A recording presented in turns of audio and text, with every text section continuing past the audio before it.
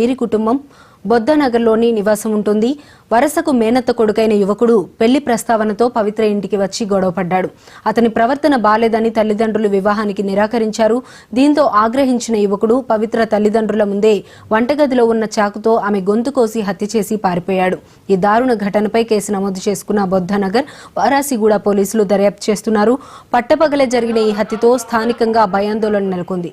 దీనికి సంబంధించి మరింత సమాచారం మా ప్రతినిధి దుర్గేష్ అందిస్తారు.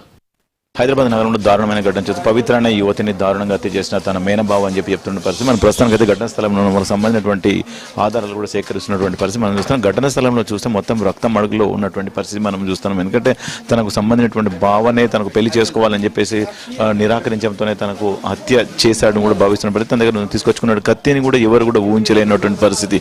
ఎందుకంటే తను మాట్లాడడానికి వస్తున్నా అని చెప్పినటువంటి పరిస్థితి. అక్కడ మనం చూస్తే వాళ్ళ కుటుంబ సభ్యులకు సంబంధించిన ఫోటోలు అన్ని కూడా చూస్తే ఇక్కడ వాళ్ళు దాదాపుగా 7 years నుంచి కూడా ఇక్కడ శ్రీకాకుళం ప్రాంతానికి చెందిన వారు ఇక్కడే ఉంటున్నటువంటి పరిస్థితి.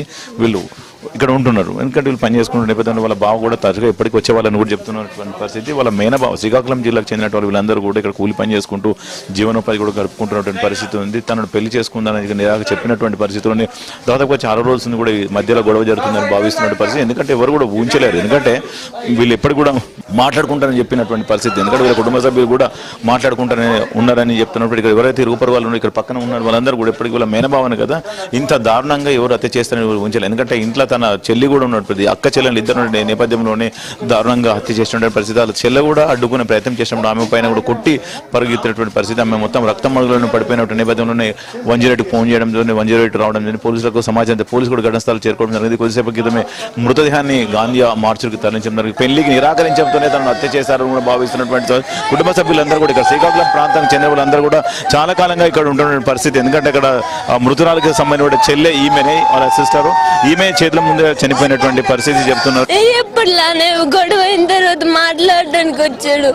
అయితే వాళ్ళిద్దరు ఆ రూములు మాట్లాడుతుండ్రు. మేము అక్కడికి వెళ్ళి మా అమ్మ నేను మా అక్క ఇంకా అతను కూర్చున్నాం. అక్కడే మాట్లాడుతున్నాం. మధ్యలో డోర్ కట్టనుంది. వాళ్ళిద్దరు అట్టున్నారు, మేమిద్దరు ఎట్టున్నాం మాట్లాడుతున్నాం.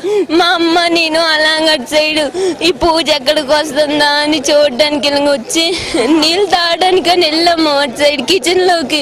అప్పటిలోకి మా అక్క నెలకు పొడి చేసి క్లారిటీగా వదిలేస్తున్నావు కదా అంటే మా అక్క అవును నీకు ఇంకా చెప్పాలా అంటే సరే అయితే అని చాక్ తీసి గుచ్చేసి వెళ్ళిపోయాడు. మా అక్క అలా మంచం మీద నుంచి పడిపోయి నా చేతులే కొట్టుకొని వస్తాడమ్మా మీకు మామూలుగా ఎంత ముందు కూడా వచ్చాడు.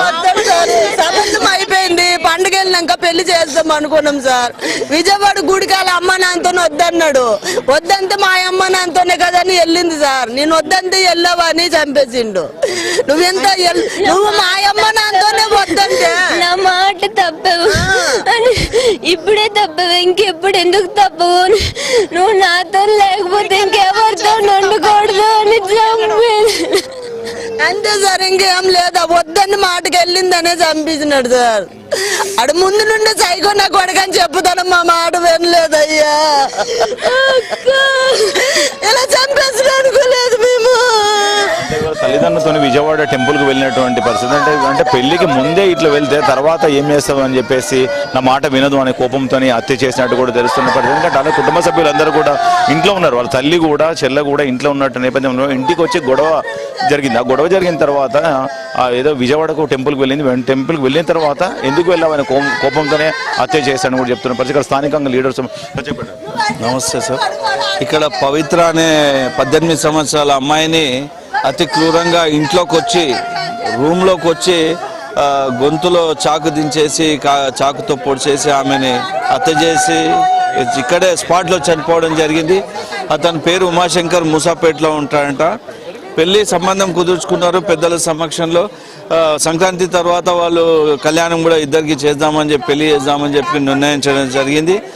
అనుమానంతో ఏమవుతుంది నాకు కాకుండా పోతుందేమో అన్న అనుమానంతో వచ్చి కిరాతకంగా ఆయన చంపి పారిపోవడం జరిగింది ఇక్కడ. అంటే కేవలము తన పెళ్లి ఒప్పుకున్నారు, పెద్ద మనుషులు కూడా పెద్దల సమక్షంలో పెళ్లి చేసామన్నారు. ఒప్పుకున్న తర్వాత తన తల్లిదండ్రులతోనే పవిత్ర విజయవాడ టెంపుల్ పోవడంతోనే తన కోపంతో అయిపోయి ఇంటికి వచ్చి దారుణంగా హత్య చేశారని చెప్పి కుటుంబ సభ్యులు చెప్తున్నారు. అంటే ఇక్కడ వచ్చిన తర్వాత హత్య చేసి పారిపోవడంతో మొత్తం గమనించినటువంటి పరిస్థితి. పోలీసులు అయితే తన కోసం గాలిస్తామని చెప్తున్నారు. మృతదేహాన్ని మాత్రం గాంధీ మార్చు తరలించారు. పోస్టుమార్టం నిమిత్తం ఆయన తర్వాత పోలీసులు కూడా కుటుంబ సభ్యులకు డెడ్ బాడీ అప్పగిస్తామని పోలీసులు చెప్తున్నారు. Over to studio. Shri Sathya Sai జిల్లా పెనుకొండ పట్టణంలోని గిరిజన బాలికల